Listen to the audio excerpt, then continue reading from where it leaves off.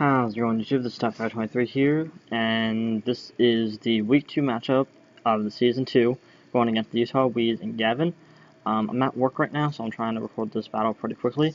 So I'm just going to do a quick team recap for you all, just so you all know what we're bringing. We're bringing Gardevoir, Duchess, Hyper Voice, Side Shock, Protect and Wish, enough speed to outspeed a Emboar once we Mega Evolve, one Emboar with max speed Jelly. And then we can hit it with a Hyper Voice or a Side Shock and take it out. So the rest of is HP, which helps with the Wish and Protect.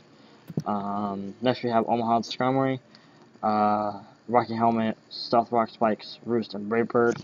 Max HP, max defense. This is a regular physical defensive wall that sets up hazards. Next we have Squishy the Gastron, another physical wall, Scald, Recover, Earth Power, and Clear Smog.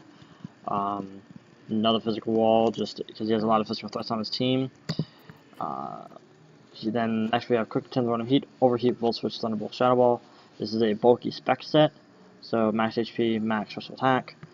And then we have Drew the Crocodile with enough speed and with Choice Scarf to outspeed everything on his team. Earthquake Pursuit, Brick Break, and Knockoff. And last but not least, we have Toothless to Haxorus, Life Orb, Mold Breaker, Dragon Dance, Earthquake, Outrage, and Poison Jab.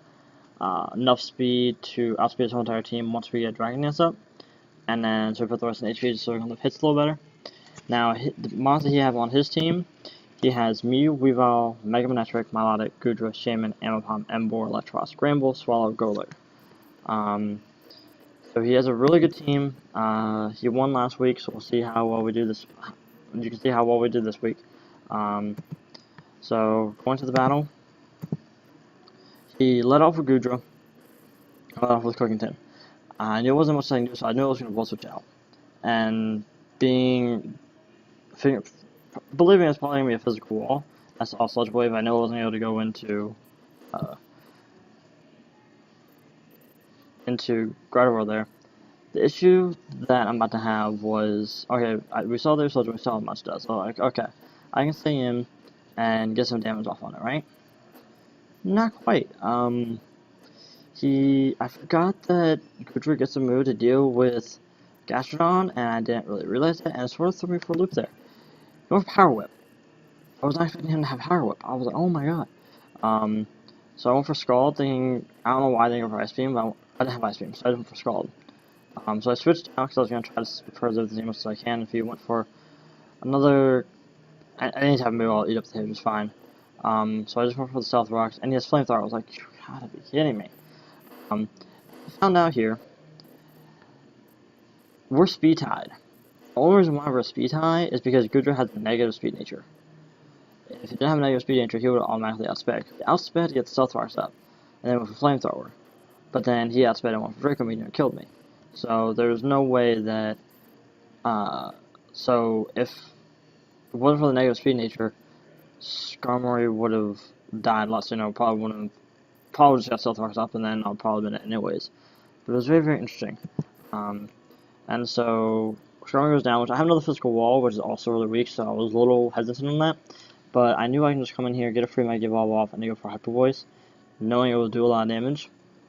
And with special attack dropped, I knew he was gonna not be able to do a lot of damage with me on Sludge Wave.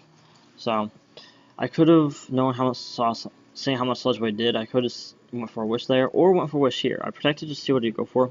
Went for Thunder Punch. I was like, okay, I know I can eat up a Thunder Punch pretty well. But I decided to switch out just in case, and I went into Quick 10 just to see what he'd go for. He went for a Knockoff. I was like, okay, there's my choice specs. That sucks. I went for an Overheat just to get damage off on him. And he went for a Coil. I was like, oh dear god, that's not good. That's not good. That's not good. And so I knew I was going to have to switch out here. So I just will switch knowing outsped. And I'm going to sack off Gastrodon here just so I can bring us Gardevoir safely in on this thing and go for Hyper Voice. That was pretty much the goal at that point. I can never have Gardevoir switch in when it's already low as it is, and take a just free hit against it. I need it to come in safely.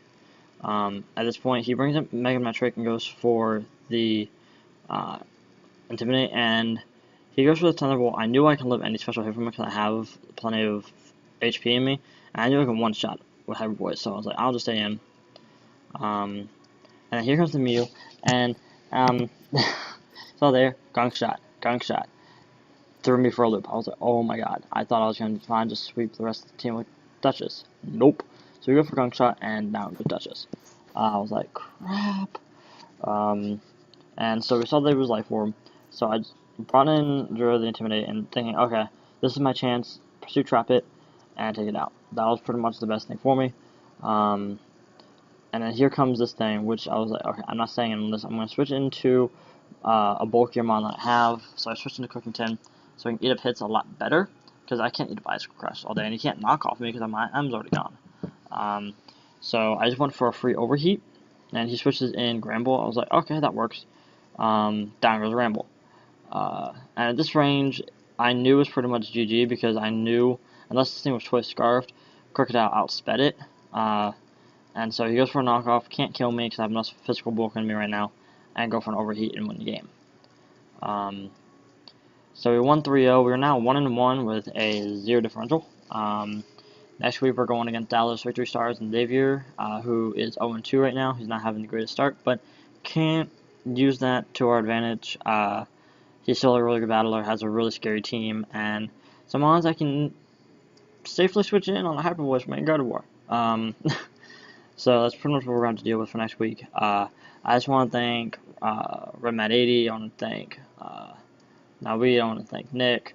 A whole bunch of people, Socrates, who helped me fix this team and team build, because I had a team and it was not that great, and I needed something to do better, and they helped me team build for this team to help me for this battle, and if it wasn't for that, I probably would have lost. But with that, I want to thank you all for watching the video, and I will see you next time.